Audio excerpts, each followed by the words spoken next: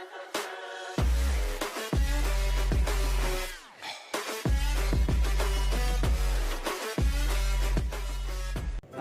আলাইকুম ভিউয়ার্স, সবাই কেমন আছেন? আশা করি সবাই ভালো আছেন। আজ আপনাদের অল্প সময়ে কই মাছের ফ্রাই করে দেখাবো। আশা করি সবার ভালো লাগবে, আপনারাও বাসায় তৈরি করবেন। তো চলে যাচ্ছি মূল রেসিপিতে।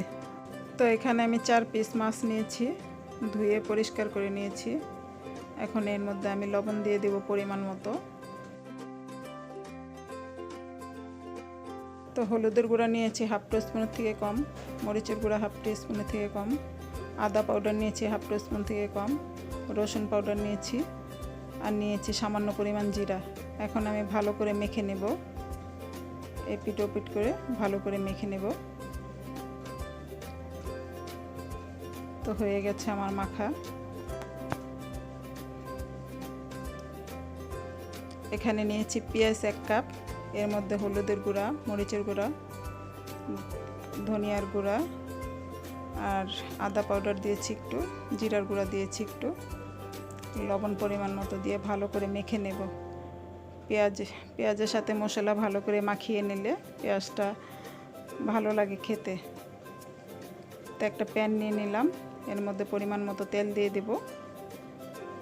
এখন আমি মাছগুলি দিয়ে দিব।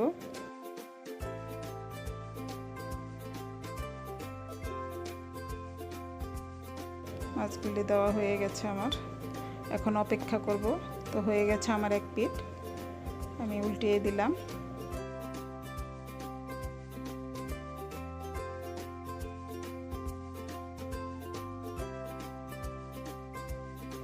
তো হয়ে গেছে আমার ভাজা, আমি এখন উঠিয়ে নেব।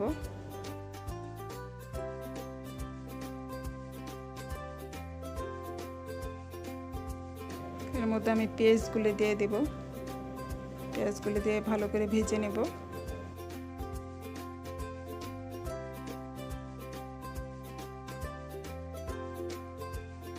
ভালো করে ব্রাউন করে ভেজে নেব।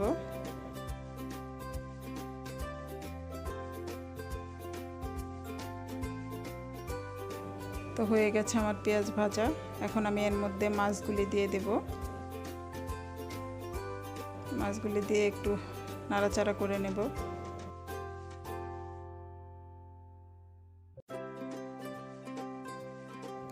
তো হয়ে গেছে আমার কই মাছের ফ্রাই।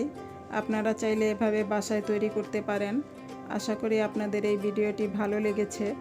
আপনাদের যদি এই ভিডিওটি ভালো লাগে তাহলে লাইক, শেয়ার, সাবস্ক্রাইব করবেন, কমেন্ট করতে ভুলবেন না।